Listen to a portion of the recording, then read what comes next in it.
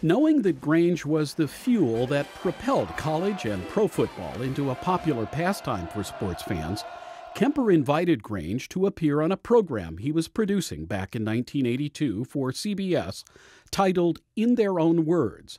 I had been a producer for ABC Sports doing college football shows for 13, 14 years. And in 1982, ABC lost its exclusive contract to carry college football.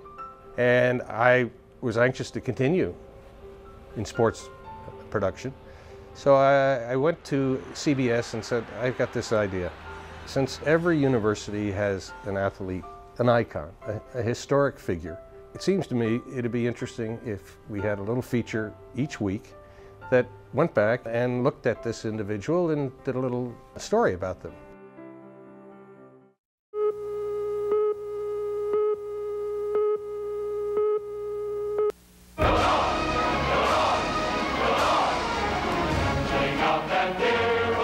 The concept was that at halftime that they would run this show. While I wasn't a specific sports fan, the people stories kept coming to me. The people were more interesting than the actual game, for me personally. When it came time for Illinois, there was no question. There was the one and only Harold Red Grange. I located him in Indian Lakes, Florida, and proceeded to try to make contact with him. Finally reached him, and he basically said, forget it.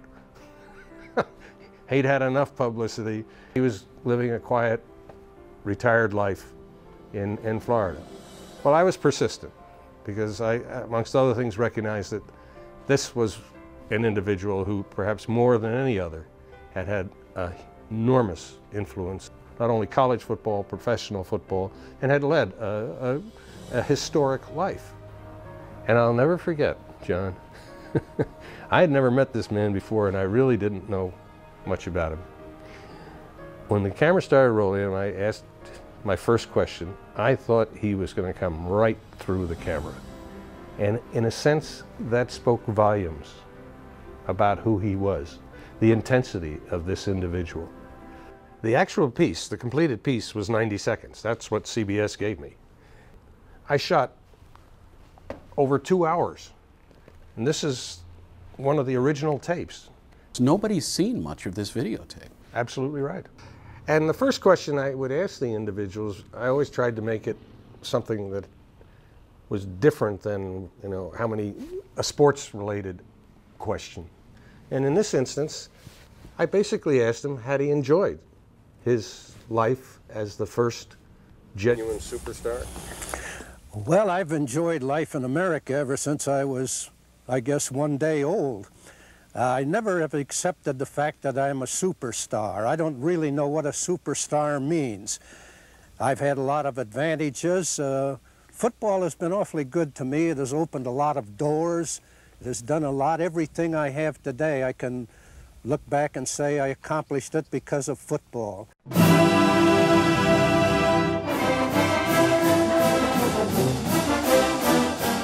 I played 4 years of football. I played 4 years of basketball, baseball, and track. I earned 16 letters. When I went to the University of Illinois, I was going out for basketball and baseball, the two sports that I liked the best at that time. My fraternity brothers decided I was going out for football. So they got the paddle down off the wall one day and said, you bend over, and I said, I'll go out for football, which I did. I remember it so well. There must have been, 90 to 100 freshmen, which I was at that time, out on the old Illinois field practicing. And I thought, what chance do I have with these guys? I mean, most of them I had read about in the Chicago papers. They were bigger than I was. I was only about 160 pounds at that time. So I didn't even ask for a suit. I turned around and went back to the fraternity house. And his fraternity brothers saw it differently. When he announced that he was not going to go out for football, they got the paddle off the wall and...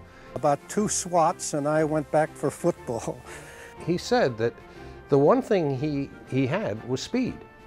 I was a pretty good track man. I'd won the 100-yard dash in the state meet in high school, and I could run Oh, about 9 4/5 at that time. We didn't have tenths of second clocks at all.